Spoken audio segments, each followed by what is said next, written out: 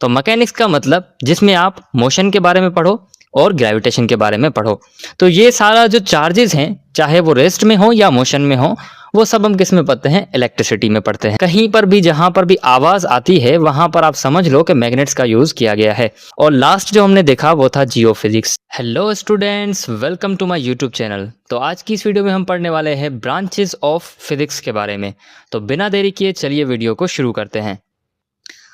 तो branches of physics में बहुत सारी फिजिक्स की ब्रांचेस होती हैं, जिसमें सबसे पहले जो ब्रांच आती है उसका नाम है मैकेनिक्स। तो मैकेनिक्स में हम किसके बारे में पढ़ते हैं? तो इसकी डेफिनेशन को अगर हम देखें, study of laws of motion. Motion के बारे में आपको पता होगा, जब कोई ऑब्जेक्ट अपनी पोजीशन को चेंज करता है तो उसको हम क्या बोलते हैं? मोशन बोलते हैं। एंड ग्रेविटेशन, ग्रेविटेशन का मतलब कि जिसमें चीज़ें अर्थ जो है अपनी तरफ क्या करती है? अट्रैक्ट करती है। तो स्टडी ऑफ मोशन में अगर हम एग्जाम्पल देखें तो लेट्स से अगर कोई कार जो है रोड पर मोशन कर रही है, तो ये किस में आता है? मैकेनिक्स में आता है।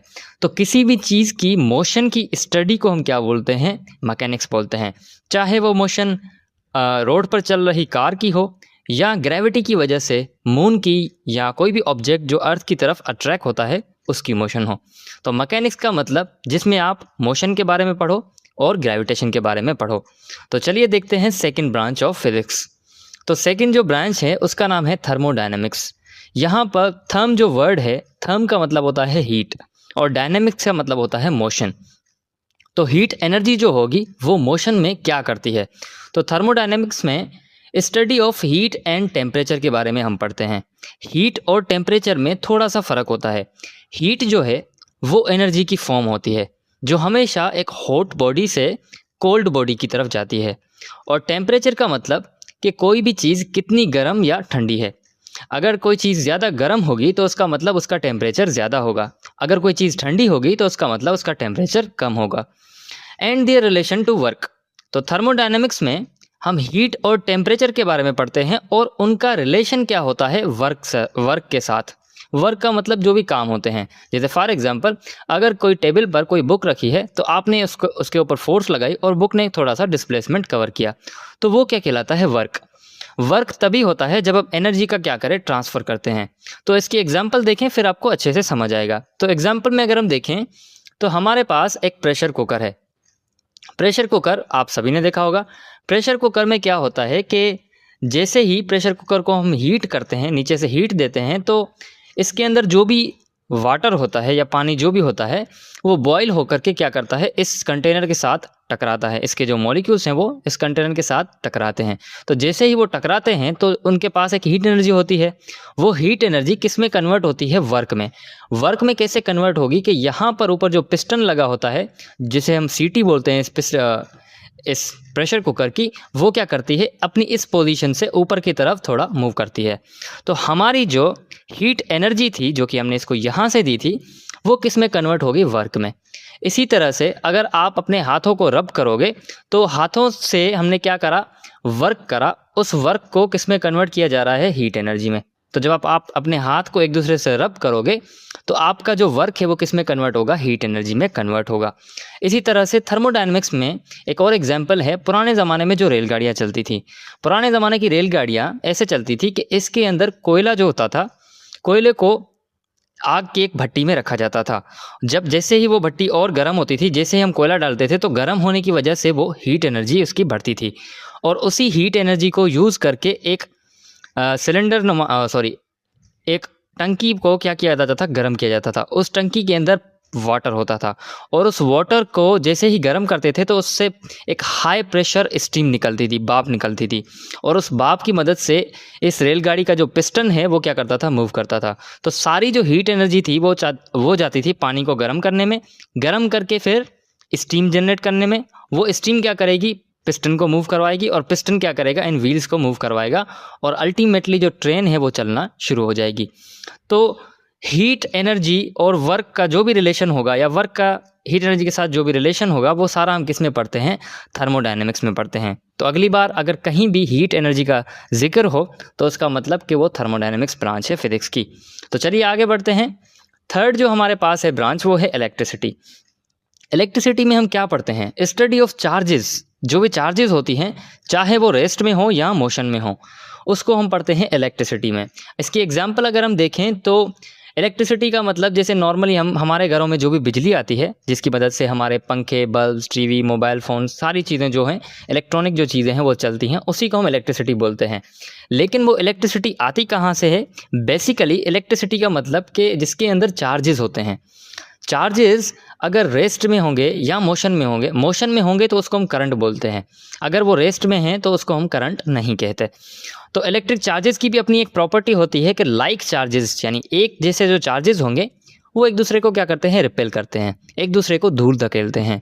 लेकिन जो अपोजिट चार्जेस होंगे, जैसे प्लस और माइनस हो गया, वो एक दूसरे को क्या करते हैं? अट्रैक्ट करते हैं, एक दूसरे को अपने पास खींचते हैं। तो ये सारा जो चार्जेस हैं, चाहे वो रेस्ट में हो या मोशन में हो, वो सब हम किस में पढ़ते हैं? इलेक्ट्रिसिटी में पढ़ते हैं। तो चलिए बढ़ते हैं आगे। इलेक्ट्रिसिटी के बाद जो ब्रांच है फिजिक्स की, वो है मैग्नेटिज्म। मैग्नेटिज्म वर्ड जो है, मैग्नेट्स आपने सुना होगा, तो मैग्नेटिज्म में हम क्या पढ़ते हैं? Study of magnetic properties of material. कोई भी मटेरियल जो होता है उसकी मैग्नेटिक प्रॉपर्टीज़ के बारे में हम पढ़ते हैं। मैग्नेटिक प्रॉपर्टीज़ मतलब कैसे? अगर आप एग्जाम्पल देखें तो एग्जाम्पल में हमारे पास यहाँ पर एक मैग्नेट दिखाया गया है। इस मैग्नेट का नाम है हॉर्स शू मैग्नेट, क्योंकि ये हॉर्स जो होता है, जो घोड़ा होता है, उसके पैर के जैसा लगता है शेप में, इसीलिए इसको हम क्या बोलते हैं? Horse shoe magnet. और यहाँ पर एक लोहे की केन रखी गई है। ये हॉर्स शू मैग्नेट क्या करेगा? इस केन को अपनी तरफ अट्रैक्ट कर लेगा। ये मैग्नेट की प्रॉपर्टी होती है। इसी तरह से हमारे पास दूसरे मैग्नेट्स भी होते हैं, जिसमें आप देखोगे तो जैसे चार्जेस में सेम चार्जेस एक दूसरे को रिपेल करते थे और अपोजिट चार्जेस एक दूसरे को अट्रैक्ट करते थे, उसी तरह से सेम जो मैग्नेट के पोल्स होते हैं, मैग्नेट में दो पोल्स होते हैं, जैसे ये नॉर्थ पोल कहलाता है, ये कहलाता है साउथ पोल, इन दोनों को हम पोल्स बोलते हैं। तो मैग्नेट्स में भी जो अपोजिट पोल होते हैं, जैसे ये नॉर्थ पोल है, ये साउथ पोल, एक दूसरे को क्या कर रहे हैं? अट्रैक्ट कर रहे हैं। इसी तरह से जो सेम पोल होंगे वो क्या करेंगे? रिपेल करेंगे। तो मैग्नेट्स की जो स्टडी होगी या किसी भी मटेरियल की जो मैग्नेटिक प्रॉपर्टीज़ होगी, उन सभी को हम किस में पढ़ते हैं? मैग्नेटिज्म में पढ़ते हैं। तो मैग्नेटिज्म भी फिजिक्स की एक ब्रांच है। तो चलिए बढ़ते हैं आगे। तो मैग्नेटिज्म का अच्छा एक एग्जाम्पल भी है, रियल लाइफ एग्जाम्पल जो है वो हमारे पास स्पीकर है। अगर आप स्पीकर को देखो, यहाँ पर स्पीकर की जो दो तारे जा रही हैं। स्पीकर जो है वो काम कैसे करता है? स्पीकर से जब भी साउंड प्रोड्यूस होता है तो वो इस तरह से प्रोड्यूस होता है कि यहाँ पर पीछे एक मैग्नेट लगाया जाता है और ये माइनस जो है ये क्या करेगा? इस प्लस को अट्रैक्ट कर लेगा, तो ये इसके पास जाएगा। जैसे ही पास जाएगा ये अपनी पोलैरिटी क्या करेगा? चेंज कर देगा। तो ये उसके बाद क्या करेगा? रिपेल करेगा, तो ये आगे जाएगा।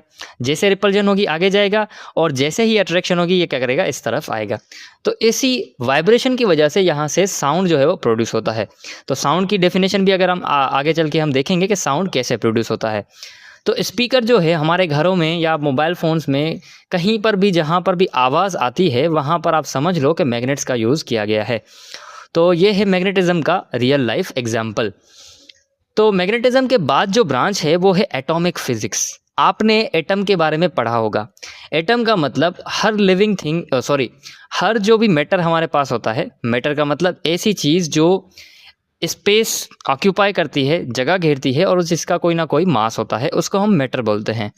तो सारा जो मैटर है वो सभी छोटे छोटे पार्टिकल से मिलके बना है, जिसका नाम क्या है? एटम्स है। तो एटम में मोस्टली एटम के जो न्यूक्लियस होता है, जो सेंटर पार्ट होता है, उसमें होते हैं प्रोटॉन्स, जिसके ऊपर पॉजिटिव चार्ज होता है, और न्यूट्रॉन्स, जिसके ऊपर कोई भी चार्ज नहीं होता, न्यूट्रल होते हैं। और उसके अराउंड इलेक्ट्रॉन्स जो हैं वो क्या करते हैं? अपने डिफरेंट ऑर्बिटल्स या शेल्स में रिवॉल्व करते हैं। जैसे इस इलेक्ट्रॉन को अगर आप देखो तो इसका ऑर्बिट जो है वो ये ऑर्बिट है, इसका ऑर्बिट जो है वो ये ऑर्बिट है। तो ये एक एटम की शेप है। अब एटम का रियल लाइफ एग्जांपल क्या है कि हमारे पास जो भी चीज़ें होती हैं, चाहे वो लिविंग हो चाहे नॉन लिविंग, जैसे आपका स्टेशनरी का सामान जो है वो सारा एटम से मिलकर बना हुआ है। तो हर मैटर का सबसे जो छोटे में छोटा पार्टिकल है उसको हम क्या बोलते हैं? एटम बोलते हैं। तो एटॉमिक फिजिक्स के बाद अगर हम देखें तो वो है ऑप्टिक्स। ऑप्टिक्स क्या होता है? स्टडी ऑफ लाइट जो हमारे पास आती है एंड इट्स प्रॉपर्टीज़। लाइट वो घरों में आने वाली बिजली नहीं, लाइट का मतलब जो रोशनी होती है, जैसे सनलाइट हो गई या मोबाइल की टॉर्च हो गई। तो स्टडी ऑफ लाइट यानी लाइट की स्टडी एंड इट्स प्रॉपर्टीज़, और उसकी प्रॉपर्टीज़ क्या होती हैं? With optical instruments. Optical instruments का मतलब ऑप्टिक्स में आप ज़्यादातर जो इंस्ट्रूमेंट्स देखोगे, इंस्ट्रूमेंट मतलब जो औजार देखोगे, तो ऑप्टिक्स का मतलब ऐसी चीज़ें जो ग्लासेस या लेंसेज की मदद से बने हों। तो यहाँ पर आपके पास दो तरह के लेंसेज दिखाए गए हैं, कन्वर्जिंग और डाइवर्जिंग, जिसे हम कनकेव और कन्वेक्स लेंस कहते हैं। तो फिलहाल आप ये समझ लो कि ये क्या है, लेंसेज हैं, ठीक है।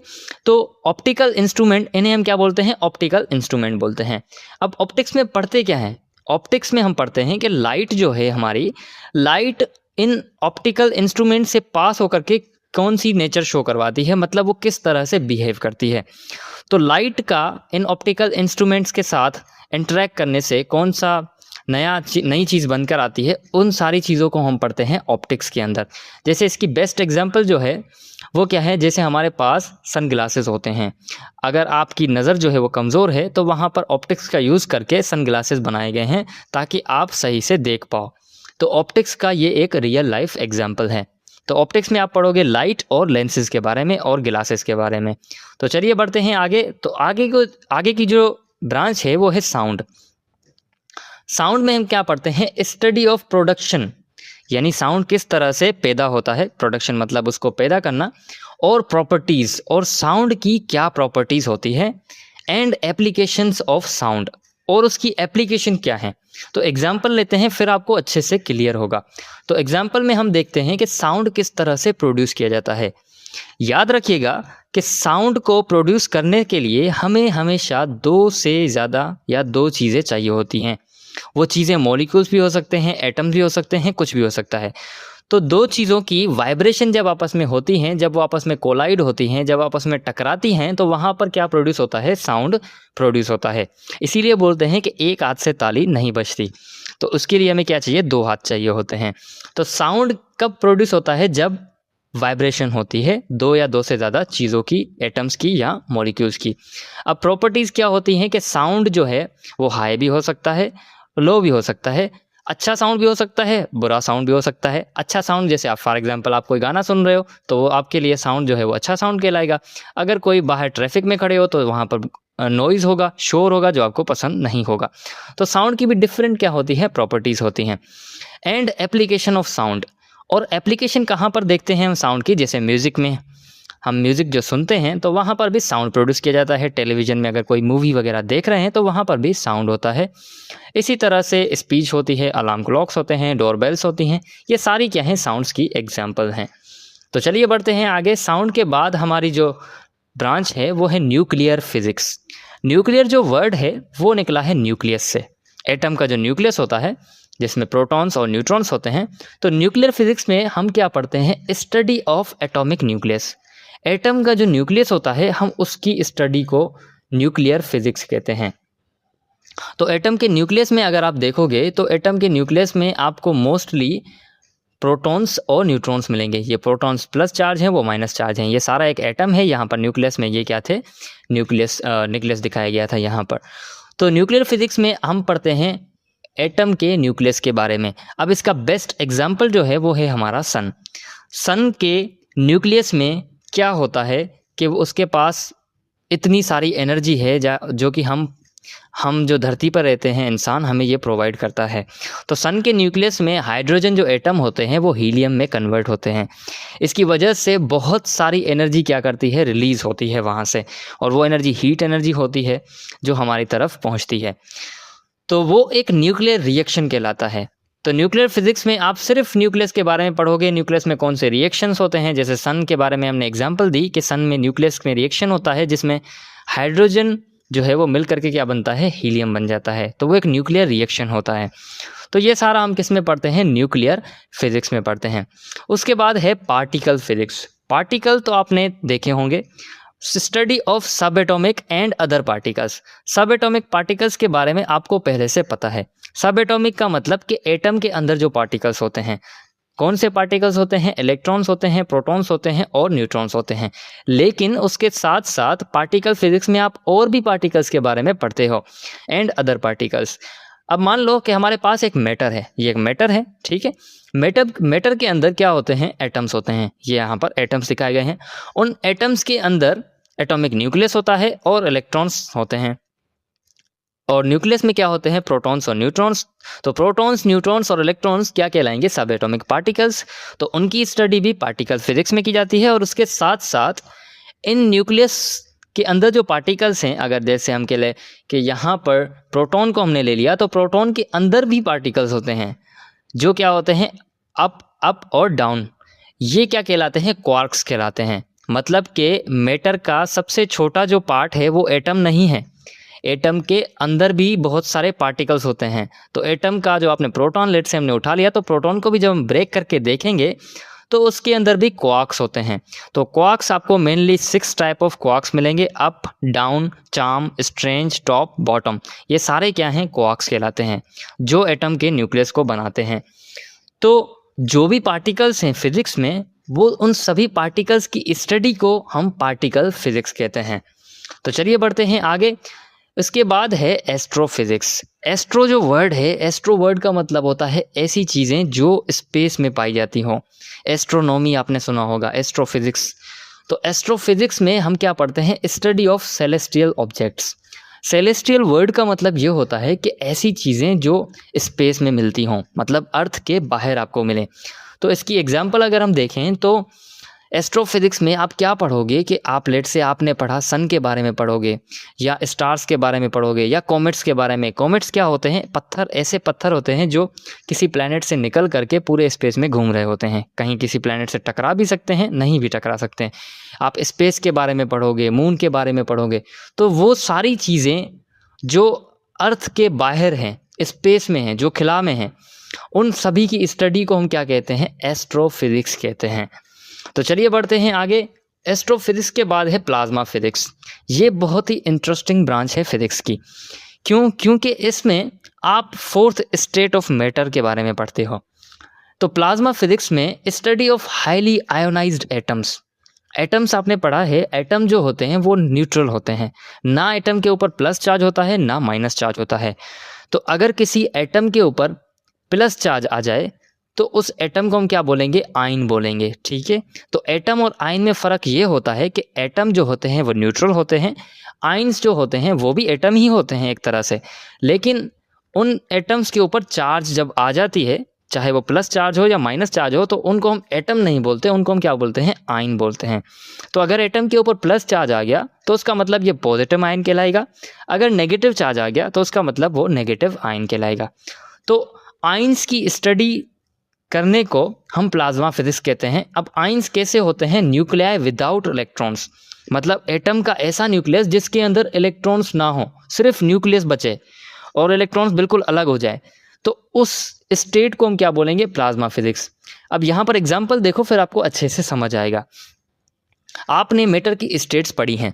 सॉलिड जो स्टेट होती है, अगर हम इसको हीट करें, गर्म करें, तो वो किस में कन्वर्ट होती है, लिक्विड में कन्वर्ट होती है। और उसको मज़ीद अगर हम क्या करें, हीट करें, तो वो किस में कन्वर्ट होती है, गैस में कन्वर्ट होती है। और अगर उसको और हम हीट करें, बहुत ज़्यादा टेम्परेचर पर जब हम हीट करेंगे गैस को भी, तो वो किस में कन्वर्ट हो जाएगी, प्लाज्मा में। प्लाज्मा में कन्वर्ट होने का मतलब ये है कि इसके जो भी एटम्स होंगे, जिसमें नॉर्मली न्यूक्लियस के साथ इलेक्ट्रॉन्स अटैच होते हैं, एटम के अंदर न्यूक्लियस होता है और इलेक्ट्रॉन्स उसके अराउंड क्या करते हैं, घूमते रहते हैं। तो प्लाज्मा में ऐसा नहीं होता। इलेक्ट्रॉन्स जो होते हैं वो एटम को छोड़ करके चले जाते हैं, उसके अंदर सिर्फ न्यूक्लियस अलग बच जाता है और माइनस चार्जेस या जैसे हम इलेक्ट्रॉन बोले वो भी अलग निकल जाते हैं। तो प्लाज्मा एक ऐसी स्टेट है जिसके अंदर न्यूक्लियस और इलेक्ट्रॉन्स अलग अलग होते हैं। प्लाज्मा का रियल लाइफ एग्जाम्पल, आपने प्लाज्मा बॉल देखी होगी। ये बॉल आपने मैजिकल मूवीज़ या कार्टून्स वगैरह में देखी होगी। इस बॉल की मदद से इस बॉल का, ये बॉल जो है बेस्ट एग्जांपल है किसके लिए, प्लाज्मा फिजिक्स के लिए। अब इसमें आप देखोगे तो यहाँ पर थोड़ी थोड़ी लाइटनिंग आपको दिख रही होगी बिजली की तरह, तो ये क्या है, प्लाज्मा है। और इसका एक और एग्जाम्पल जो है वो क्या है, बारिश की सीज़न में जब बादलों से बिजली गरजती है, तो बिजली जो है, जो लाइटनिंग जो है, वो प्लाज्मा कहलाती है। और सन का जो कोर है, सन जो हमारा होता है, उसका जो इनर पार्ट है, जो बीच वाला जो सन का हिस्सा है, वो क्या है, प्लाज्मा है। वहाँ पर इतना ज़्यादा टेम्परेचर है कि उसके अंदर एटम्स जो हैं वो न्यूक्लियस और इलेक्ट्रॉन्स अलग अलग होते हैं। तो लाइटनिंग के अंदर भी ऐसा ही होता है। तो ये सारी एग्जाम्पल किसकी हैं, प्लाज्मा फिजिक्स की हैं। तो प्लाज्मा फिजिक्स के बाद लास्ट जो हमारी ब्रांच है वो है जियो फिजिक्स। जियो वर्ड जो है, जियो वर्ड का मतलब होता है अर्थ। तो study of internal structure of earth. Jio physics में हम अर्थ की इंटरनल स्ट्रक्चर के बारे में पढ़ते हैं कि अर्थ जो है वो किस तरह से मिलकर के बनी हुई है। तो चलिए एग्जाम्पल अगर हम देखें तो अर्थ के ऊपर जो लेयर होती है जहाँ पर हम रहते हैं वहाँ पर वाटर भी होता है, खुश्की भी होती है, पहाड़ होते हैं, पेड़ पौधे होते हैं, वो क्या कहलाती है? क्रस्ट कहलाती है। उसके बाद मेंटल आती है, आउटर कोर, इनर कोर, ये सारी क्या हैं? अर्थ की लेयर्स हैं, डिफरेंट लेयर्स हैं। और इन लेयर्स की स्टडी को हम क्या बोलते हैं? जियोफिजिक्स। यानी अर्थ की स्टडी, अर्थ के अंदर जो भी नीचे छुपा हुआ है उसकी स्टडी को हम क्या बोलते हैं? जियोफिजिक्स। ये इम्पोर्टेंट क्यों है? क्योंकि इसकी मदद से हमने आज तक ये सारे एलिमेंट्स जो हैं डिस्कवर किए हैं। आयरन हो गया, जो लोहा है, या जो सोना हम पहनते हैं, डायमंड्स हो गया, या पेट्रोलियम होगा, कोल है, कोयला है, सैंड है, जो भी चीज़ें हैं ये सारी क्या हैं? जियोफिजिक्स की एग्जाम्पल हैं। अगर हमें जियोफिजिक्स नहीं होती हमारे पास तो हम इनमें से सारी चीज़ों को डिस्कवर नहीं कर पाते। तो जियोफिजिक्स का मतलब कि study of internal structure of earth. तो ये था सारी ब्रांचेस का लेक्चर। अब चलिए एक क्विक रिकॉल लेते हैं कि आज की इस वीडियो में हमने क्या पढ़ा। तो हमने ब्रांचेस ऑफ फिजिक्स के बारे में पढ़ा था, जिसमें फर्स्ट ब्रांचेस थी मैकेनिक्स, यानी स्टडी ऑफ मोशन या ग्रेविटी के बारे में। जहाँ भी मोशन हो समझ जाओ वो स्टडी ऑफ मैकेनिक्स है। थर्मोडायनेमिक्स, जिसमें हम हीट और एनर्जी के बारे में पढ़ते हैं, हीट एनर्जी कैसे दूसरी एनर्जीज में कन्वर्ट होती है। इसी तरह से इलेक्ट्रिसिटी के बारे में हमने पढ़ा, जिसमें चार्जेस होती हैं, इलेक्ट्रिक करंट होता है, वोल्टेज होते हैं। इसकी एग्जांपल हमारे घरों में चलने वाले जो भी इलेक्ट्रिकल इंस्ट्रूमेंट होते हैं वो सारे किस में आते हैं? इलेक्ट्रिसिटी में आते हैं। उसके बाद हमने पढ़ा मैग्नेटिज्म के बारे में, जिसमें हमने मैग्नेट्स के बारे में पढ़ा, जिसके पोल्स होते हैं नॉर्थ पोल और साउथ पोल। इसी तरह से फिर हमने पढ़ा एटॉमिक फिजिक्स, यानी एटम की फिजिक्स, जिसमें आप एटम्स के बारे में पढ़ते हो। फिर हमने पढ़ा बायोफिजिक्स। अच्छा हाँ, बायोफिजिक्स मैंने मिस कर दिया है यहाँ पर लेक्चर में। तो बायोफिजिक्स में हम क्या पढ़ते हैं? फिजिक्स का इस्तेमाल पढ़ते हैं बायोलॉजी में। जैसे अगर आप देख लो तो बायोलॉजी में इसका एग्जांपल कैसे, जैसे हमारा हार्ट जो होता है उसका काम होता है ब्लड को पंप करना पूरे बॉडी के अंदर। तो हार्ट जब ब्लड को पंप करता है पूरे बॉडी के अंदर तो वो क्या करता है? उसके पास प्रेशर होता है, और प्रेशर की वजह से वो क्या करता है? ब्लड के ऊपर फोर्स लगाता है, और उस फोर्स की मदद से पूरा ब्लड जो है वो कहाँ जाता है? पूरी बॉडी के अंदर जाता है। तो प्रेशर और फोर्स जो है वो सारी किसकी टर्म से? फिजिक्स की हैं। इसका सबसे बेस्ट एग्जांपल ये है कि अगर किसी का हार्ट जो है वो काम करना छोड़ जाए तो हम क्या करते हैं? उस इंसान को एक आर्टिफिशियल हार्ट लगाते हैं जो क्या करता है? पंपिंग का काम करता है। तो वो जो आर्टिफिशियल हार्ट है वो फिजिक्स का है। फिजिक्स की मदद से हमने उसको बनाया है, और उसका हमने अप्लाई कहाँ किया? बायोलॉजी में अप्लाई किया, यानी लिविंग थिंग के ऊपर हमने उसको इस्तेमाल किया। तो वो सारा किस में आता है? बायोफिजिक्स में आता है। तो आई होप कि आपको ये बायोफिजिक्स भी क्लियर हो गया होगा। तो बायोफिजिक्स के बाद हमने पढ़ा ऑप्टिक्स के बारे में, जिसमें हमने लाइट और ग्लासेस और लेंसेज के बारे में पढ़ा था। फिर हमने देखा साउंड के बारे में, जिसमें साउंड किस तरह से प्रोड्यूस होता है, वाइब्रेशन की मदद से साउंड प्रोड्यूस होता है। और उसके बाद हमने पढ़ा न्यूक्लियर फिजिक्स के बारे में, जिसमें हम एटम के न्यूक्लियस के बारे में पढ़ते हैं। न्यूक्लियस में प्रोटॉन्स और न्यूट्रॉन्स होते हैं। फिर हमने देखा पार्टिकल फिजिक्स के बारे में, जिसमें ना सिर्फ सब एटॉमिक पार्टिकल्स बल्कि और भी बहुत सारे पार्टिकल्स की स्टडी को हम पार्टिकल फिजिक्स कहते हैं। फिर हमने देखा था एस्ट्रोफिजिक्स। एस्ट्रोफिजिक्स का मतलब ऐसे ऑब्जेक्ट्स जो अर्थ के अंदर ना हो, बाहर स्पेस में हो, जैसे मून हो गया, स्टार हो गया, सूरज हो गया, वो सारे किस में आते हैं? एस्ट्रोफिजिक्स में। उन सभी की स्टडी को हम क्या बोलते हैं? एस्ट्रोफिजिक्स कहते हैं। फिर हमने देखा था प्लाज्मा फिजिक्स। प्लाज्मा जो कि मैटर की फोर्थ स्टेट होती है, जो बहुत ही हॉट स्टेट होती है, जिसका एग्जाम्पल लाइटनिंग हमने देखा। और लास्ट जो हमने देखा वो था जियोफिजिक्स। जियोफिजिक्स में हमने क्या पढ़ा था? अर्थ की इंटरनल स्ट्रक्चर के बारे में पढ़ा था। तो अगर आपको ये वीडियो सही से समझ आ गया है तो आप चैनल को सब्सक्राइब कर लें, क्योंकि सिंध बोर्ड के जो भी फिजिक्स के लेक्चर्स होंगे वो हम इसी चैनल के ऊपर अपलोड करेंगे। और अगर हाँ आपको इन वीडियोस की लेक्चर स्लाइड्स चाहिए जिनसे कि मैंने आपको पढ़ाया है, तो आप इस नंबर पे कांटेक्ट कर सकते हैं। Thank you so much for watching. Good bye.